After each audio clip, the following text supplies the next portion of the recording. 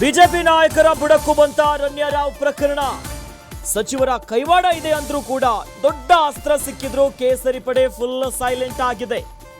ಅವಕಾಶ ಇದ್ರು ಸದನದಲ್ಲಿ ತಕರಾರು ತೆಗಿತಾ ಇಲ್ಲ. ಕೇಸರಿಯ ನಾಯಕರು ಹಿಂದೇಟನ್ನ ಹಾಕ್ತಿದ್ದಾರೆ. ಬಿಜೆಪಿ ನಾಯಕರಿಗೆ ಕಾಡ್ತಿದ್ಯಾ ರಣ್ಯಾ ಪ್ರಕರಣದ ಭಯ? ಹಾಗಾದ್ರೆ ಏರ್ಪೋರ್ಟ್ ಬರೋದು ಕೇಂದ್ರ ಸರ್ಕಾರದ ಅಧೀನದಲ್ಲಿ.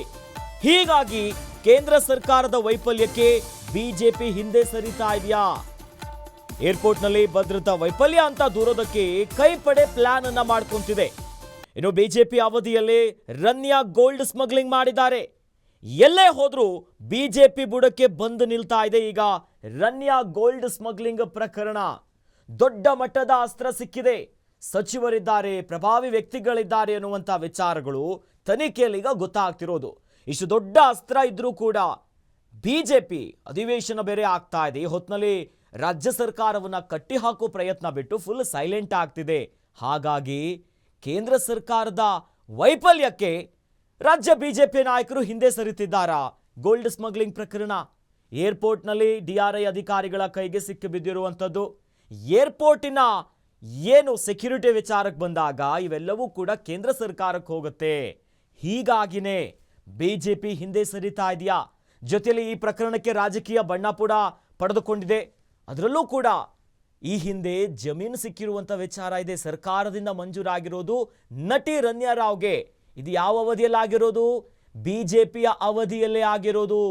ಹಾಗಾಗಿ ಇವೆಲ್ಲದಕ್ಕೂ ಕೂಡ ಸುತ್ತಿ ಬಳಸಿ ಈ ಪ್ರಕರಣ ಬಿಜೆಪಿ ನಾಯಕರ ಬುಡಕ್ಕೆ ಬಂದು ಬಿಡ್ತಾ. ಯಾಕಂದ್ರೆ ಇಷ್ಟು ಒಂದು ದೊಡ್ಡ ಅಸ್ತ್ರ ಸಿಕ್ಕಿದೆ.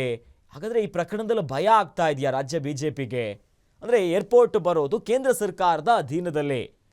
ಈ ಏನು ಕೇಂದ್ರ ಸರ್ಕಾರದ ಅಧೀನದಲ್ಲಿ ಬರುವಂತಹ ಬಿಜೆಪಿ ಏನು ಸೆಂಟ್ರಲಲ್ಲಿದೆ, ಇಲ್ಲಿ ಸೆಕ್ಯೂರಿಟಿ ವಿಚಾರಕ್ಕೆ ಸಂಬಂಧಪಟ್ಟಂತೆ ಕಾಂಗ್ರೆಸ್ ಕೇಂದ್ರವನ್ನು ಕಟ್ಟಿ ಹಾಕೋದಕ್ಕೆ, ಅದರ ಪರವಾಗಿ ವಿರುದ್ಧವಾಗಿ ಧ್ವನಿ ಎತ್ತೋದಕ್ಕೆ ಅವರು ಸಿದ್ಧ ಆಗ್ತಿದ್ರೂ ಕೂಡ ಬಿಜೆಪಿ ನಾಯಕರು ಮಾತ್ರ ಹಿಂದೇಟನ್ನು ಹಾಕ್ತಿದ್ದಾರೆ. ಈ ಮೂಲಕ ಬಿಜೆಪಿ ನಾಯಕರಿಗೆ ಕಾಡ್ತಾ ಇದೆಯಾ? ಆದರೆ ಹಾಗೆ ಈ ಪ್ರಕರಣದ ಭಯ ಅನ್ನೋದು ಬಹಳ ಸ್ಪಷ್ಟವಾಗಿ ಗೊತ್ತಾಗ್ತಾ ಇದೆ. ವೈಫಲ್ಯ ಇದೆ ಅಂತ ದೂರೋದಕ್ಕೆ ಕೈಪಡೆ ಒಂದು ಕಡೆ ಪ್ಲಾನ್ ಮಾಡ್ತಿದ್ದಾರೆ. ಎಲ್ಲೇ ಹೋದರೂ ಬಿಜೆಪಿ ಬುಡಕ್ಕೆ ಬಂದು ನಿಲ್ತಾ ಇದೆ ನಟಿ ರಣ್ಯಾರಾವ್ ಪ್ರಕರಣ. ಒಂದು ಕಡೆ ಪ್ರಕರಣದಲ್ಲಿ ಈಗ ಇಡಿ ಕೂಡ ಎಂಟ್ರಿ ಕೊಟ್ಟಿದ್ದಾರೆ. ಮನಿ ಲಾಂಡ್ರಿಂಗ್, ಹವಾಲ ಎಲ್ಲದರ ಶಂಕೆ ವ್ಯಕ್ತವಾಗ್ತಿದೆ. ತನಿಖೆ ಇನ್ನಷ್ಟು ತೀವ್ರಗೊಳಿಸ್ತಿದ್ದಾರೆ. ಅತ್ತ ಡಿಆರ್ಐ ಅಧಿಕಾರಿಗಳು, ಕಸ್ಟಮ್ಸ್ ಅಧಿಕಾರಿಗಳು, CBI ಎಲ್ಲರೂ ಕೂಡ ತನಿಖೆ ಮಾಡ್ತಾರೆ. ಒಟ್ಟಲ್ಲಿ ಈಗ ಒಂದು ಕಡೆ ಬಿಜೆಪಿ ನಾಯಕರು ಹಿಂದೇಟ ಹಾಕ್ತಿರೋದ್ರಿಂದ ಕೈ ನಾಯಕರು ಬಿಜೆಪಿ ಅತ್ತ ಬೆರಳು ಮಾಡಿ ತೋರಿಸ್ತಿದ್ದಾರೆ.